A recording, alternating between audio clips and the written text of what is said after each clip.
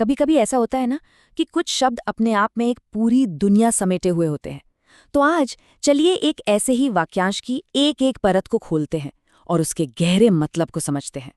भगवान मर्यादा पुरुषोत्तम राम, पहली नज़र में शायद ये बस एक नाम लगे, लेकिन ये सिर्फ एक नाम नहीं है, ये एक पहचान है, एक पूरा का पूरा आदर्श है।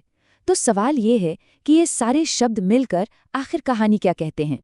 इसको सिर्फ एक नाम की तरह नहीं, बल्कि एक गहरे कथन की तरह देखना होगा। एक ऐसा कथन जिसमें हर एक शब्द का अपना वजन है, अपना मतलब है।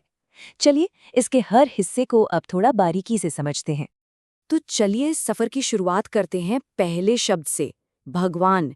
देखिए ये सिर्फ एक शब्द नहीं है, बल्कि एक उपाधि है, एक टाइटल है जो इस पूरे वाक्यांश को एक खास वजन देता है। तो भगवान का मतलब क्या हुआ? असल में ये एक उपाधि है जो किसी दिव्य या बहुत ही आदरणीय व्यक्ति के लिए इस्तेमाल होती है। ये शब्द अपने आप में सम्मान और पवित्रता का भाव जगाता है। मतलब ये इस पूरे वाक्यांश के लिए एक श्रद्धापूर्ण माहौल तैयार कर देता है। अच्छा, अब आते हैं इस वाक्यांश के सबसे जटिल और दिलचस्प हिस्से पर, मर्यादा पुरुषोत्तम। सुनने में ये एक शब्द लगता है, पर असल में ये कई गहरे विचारों का संगम है।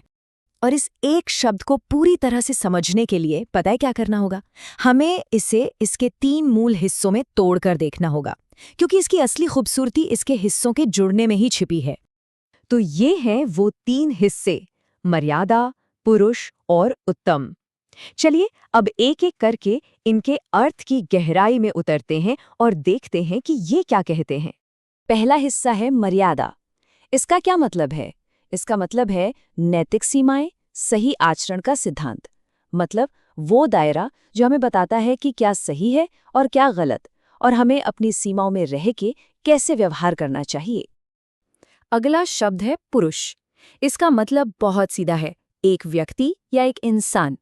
तो अब हमारे पास एक ऐसा व्यक्ति है जो मर्यादा यानी सही आचरण के सिद्धांतों को समझता भी है और उनका पालन भी करता है। और फिर आता है तीसरा और आखिरी हिस्सा, उत्तम। उत्तम का मतलब है सबसे अच्छा, सर्वोच्च, या कहें तो आदर्श। ये हमें सिर्फ अच्छा होने से एक कदम आगे ले जाता है, ये हमें पूर्णता के शिखर की ओर ले जाता है। तो सोचिए, मर्यादा, पुरुष, उत्तम, जब ये तीनों मिलते हैं तो मर्यादा पुरुषोत्तम का क्या मतलब बनता है? इसका मतलब है वो आदर्श पुरुष जो सर्वोच्च नैतिक सीमाओं के अंदर रहता है ना कमाल की बात कि भाषा कैसे इतने गहरे और जटिल विचार को बस एक शब्द में समेट सकती है।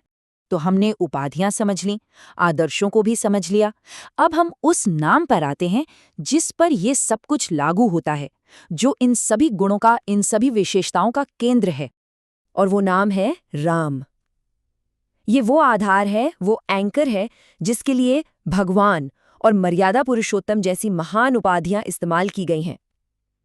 ये नाम हमें उस व्यक्ति से सीधे सीधे जोड़ता है जिसकी बात हो रही है। अब जब हमने इस वाक्यांश के हर एक हिस्से को अलग अलग करके समझ लिया है, तो चलिए अब इन सारे टुकड़ों को एक साथ जोड़ते हैं और देखते हैं कि इसकी पूरी तस्वीर कैसी बनती है, इसका पूरा और शक्तिशाली अर्थ क्या निकलता है। हमने सारे टुकड़े तो देख लिए, अब पूरी तस्वीर बनाने का समय है, राइट? तो सवाल ये है कि इन सभी हिस्सों को एक साथ रखकर जो मतलब सामने आता है वो सच में कितना गहरा है। तो चलिए एक बार फिर से देखें।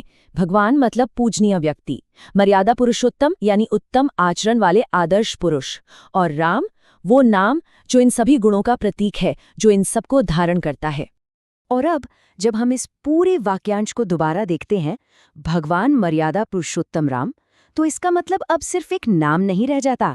इसका मतलब है वो पूजनीय राम जो उत्तम आचरण वाले आदर्श पुरुष हैं। और ये हमें सोचने पर मजबूर करता है ना कि एक अकेला नाम अपने अंदर कितना कुछ समेट सकता है। ये इस बात का एक बहुत ही पावरफुल, एक बहुत ही जबरदस्त उदाहरण है कि कैसे भाषा और नाम हमारी समझ, हमारी संस्कृति और हमारे आदर्शों को एक आकार देते हैं।